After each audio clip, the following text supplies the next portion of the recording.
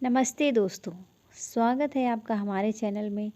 हाजिर हूँ मैं आज फिर से एक नई कहानी के साथ। शिक्षाप्रद कहानी, कर भला तो हो भला। एक प्रसिद्ध राजा था जिसका नाम रामधन था। अपने नाम की ही तरह प्रजा सेवा ही उसका धर्म था। उनकी प्रजा भी उन्हें राजा राम की तरह ही पूजती थी। राजा रामधन सभी की निष्काम भाव से सहायता करते थे, फिर चाहे वह उनके राज्य की प्रजा हो या अन्य किसी राज्य की।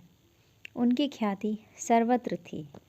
उनके दानी स्वभाव और व्यवहार के गुणगान उसके शत्रु राजा तक करते थे। उन राजाओं में एक राजा था भीम सिंह, जिसे राजा रामधन की इस ख्याति से ईर्ष्या थी।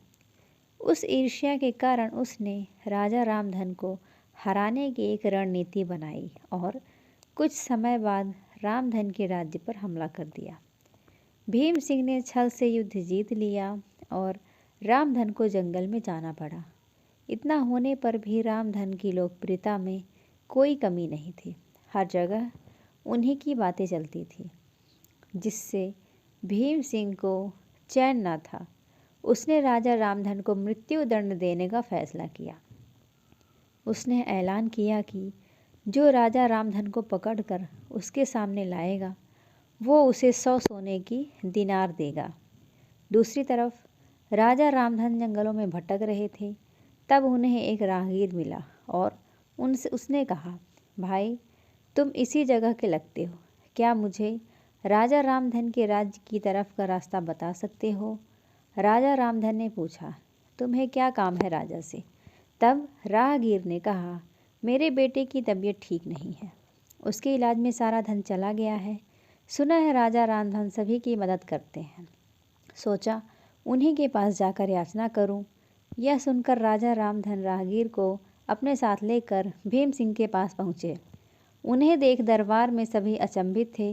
राजा रामधन ने कहा, हे राजन, आपने मुझे खोजने वाले को 100 दिनार देने का वादा किया था। मेरे इस मित्र ने मुझे आपके सामने पेश किया है, अतः इसे वो 100 दिनार दे दें। यह सुनकर राजा भीम सिंह को एहसास हुआ कि राजा रामधन सच में कितने महान और दानी हैं, और उसने अपनी गलती स्वीकार किया। साथ ही राजा रामधन को उनका राज्य लौटा दिया और सदा उनके दिखाए रास्ते पर चलने का फैसला किया। दोस्तों, इसी को कहते हैं कर भला तो हो भला। हमारी कहानी कैसी लगी ये ज़रूर बताइएगा, लाइक करिएगा और चैनल पर नए हैं तो चैनल को सब्सक्राइब करिएगा। धन्यवाद।